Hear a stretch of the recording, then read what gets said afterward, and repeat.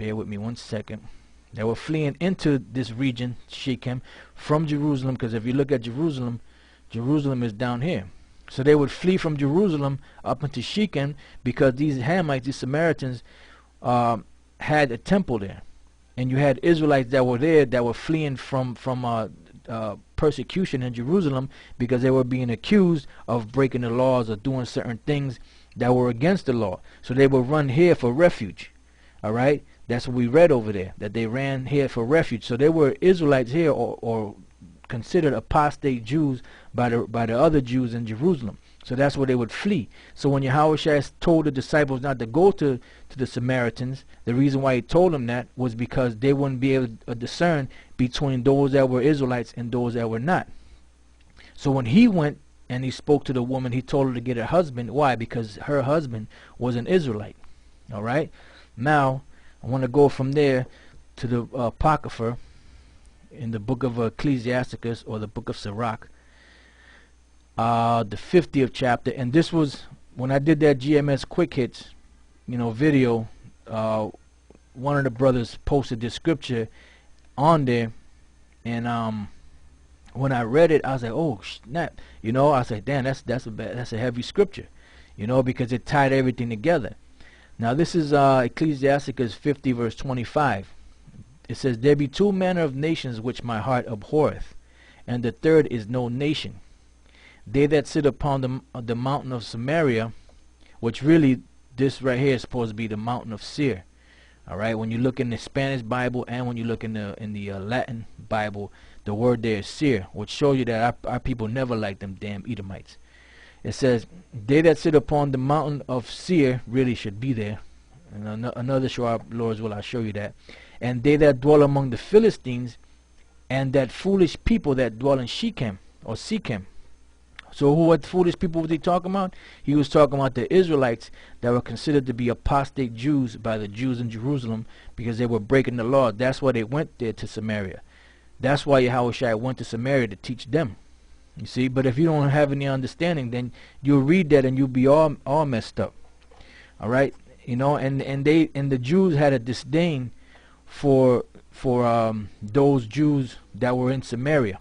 All right, they had a disdain for them. They would call them Samaritans, and everybody knew back then that the Samaritans basically were heathens. But these Israelites that went there, they really weren't Samaritans per se. They weren't really heathens, but they were considered to be heathens. That's why they call them Samaritans. So they had a disdain for these people, for these other Israelites. That's why this was written. This is the book of John, the 8th chapter. I'll try to wrap this up soon. John, the 8th chapter, and I'll start at the Yahushua called the Pharisees, wicked Pharisees, and them a bunch of devils. And I'll start at 45. It says, and because I tell you the truth, you believe me not. Which of you convinceth me of sin? And if I say the truth, why do ye not believe me? He that is of the Most High heareth the Most High's words. Ye therefore hear them not, because you are not of the Most High. Then answered the Jews and said unto him, say we not well that thou art a Samaritan? So that was like an insult. And hast the devil. So they call him a Samaritan. Why? Because you had Israelites that were fleeing into Samaria, into Shechem, and mixing with those Hamites and following the customs and trying to keep the law to the best of their ability. So they considered them to be heathens.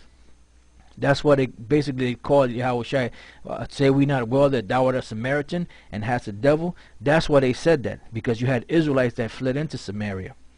All right, now, because we know that basically the Lord is what the judgment is for the real Hamites, and what the Lord is going to do to them Ethiopians, and the other nations.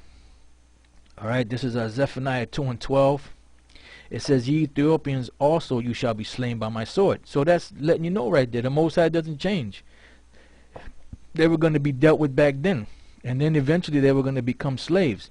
Now, when you understand that history of who those Samaritans were, certain ones of them were, now you understand why scriptures like this are written. Zephaniah 3 and 10.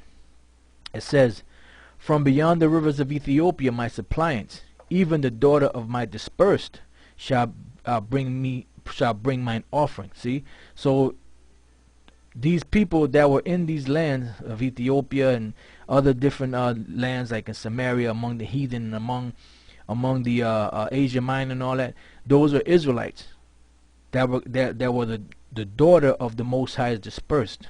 Okay, now you understand why scriptures like this is written.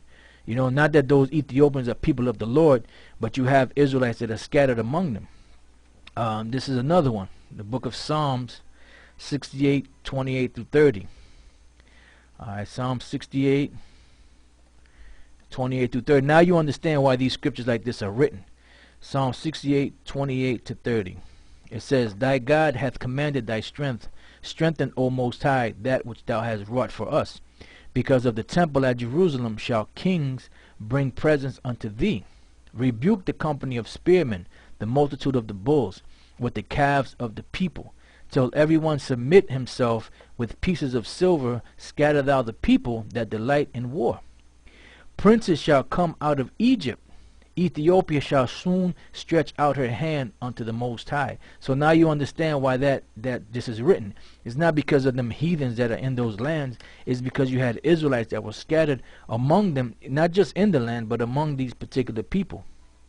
All right, because some of these people are not even in their own land today. They're scattered abroad. You know, because they left it. You know, they left. You know, they migrated out of that land. They might have been kicked out. You know, there's different instances in history about it. All right, now this is the book of Psalms 87, 1 to 4, and this is one of them Rasta's favorite scriptures to go to try to prove that the Lord was that Haile Selassie was the Lord and that he came out of Ethiopia, and they don't even understand the scripture. Psalms 87 and 1. His foundation is in the holy mountains. The Lord loveth the gates of Zion more than all the dwellings of Jacob. So it's talking about the land of Israel. Glorious things are spoken of thee, O city of the Most High. So the subject matter is what? The city of the Most High, Zion, the holy mountains of the Most High, Selah. I will make mention of Rahab and Babylon to them that know me. Behold, Philistia and Tyre with Ethiopia. This man was born there, meaning Yahushua was born where? In Zion, in the land of the Most High. All right, in the city of the Most High, which is what? Jerusalem. You know, Bethlehem, which is in the same region. You know, so basically, what the psalmist is saying here, he's making mention of this to Rahab, to Babylon, to Philistia, to Tyre with Ethiopia. Listen to this. This man, meaning Yahushua, was born there. Where? In the city of the Most High. The Most High loves Zion, the holy mountains of the Lord. That's where this man was born. So they now you understand what this means.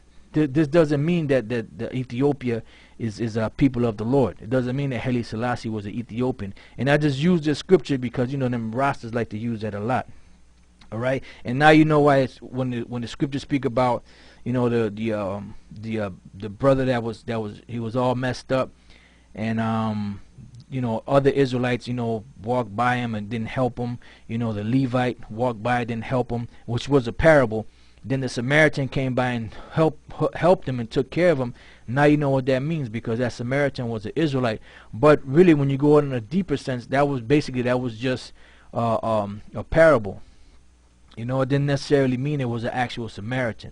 You know, so now you understand why the scriptures speak about, you know, the Samaritans, and why it said don't go to them, and why Yahushua went to them, because you had Israelites that were in that land that were being chased out of Israel because they were accused of breaking the laws, statutes, and commandments, and they fled there among those Hamites for refuge.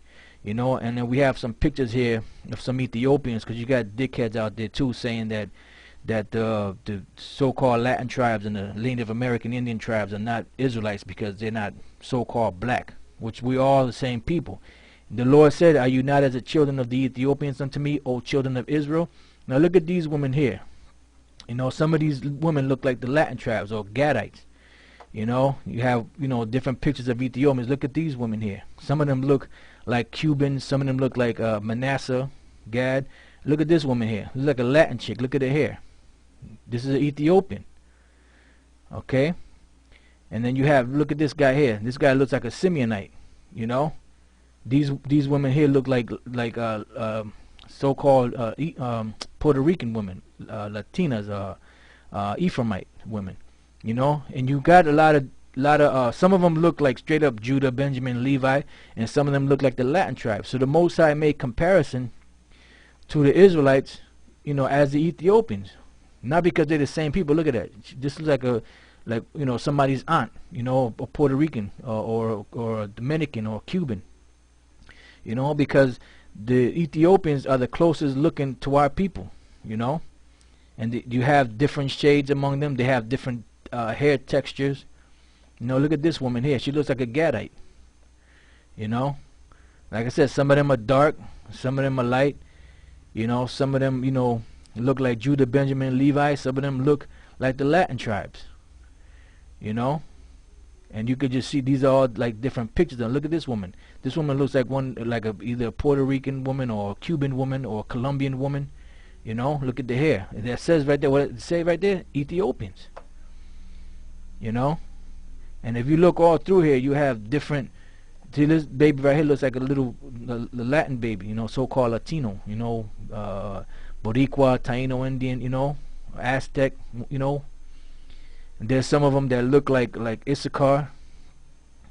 You know, you have different. Look at these little boys and girls here. These are like Latin tribes. Some of them could pass for Gada, even Reubenites. They look like Reubenites. You know, so don't listen to these dickheads that say that the Latin tribes are not part. And the reason why I mention that is because, you know, some brothers might be wondering, you know, why them guys saying that. Because they got demons on them. You know. And, you know, I just looked that up the other day, and I saw all these pictures of the, you know, these Cushites, and I remember the scripture that said, you know, that the Lord compared us to them. And then when I looked through here, I said, well, I see why. You know, because some of them look like the Latin tribes, some of them look like the Native American Indian tribes, and some of them look like straight up Judah, Benjamin, and Levi, like these three here. They look like Judah, Benjamin, and Levi. All right, so, you know, with that, pretty much that's the lesson. See, here goes she looks like an Ephraimite. She's an Ethiopian. Look at her hair. You know. So with that, you know, that pretty much concludes the lesson. I hope you brothers learned something. Until the next time, I say shalom.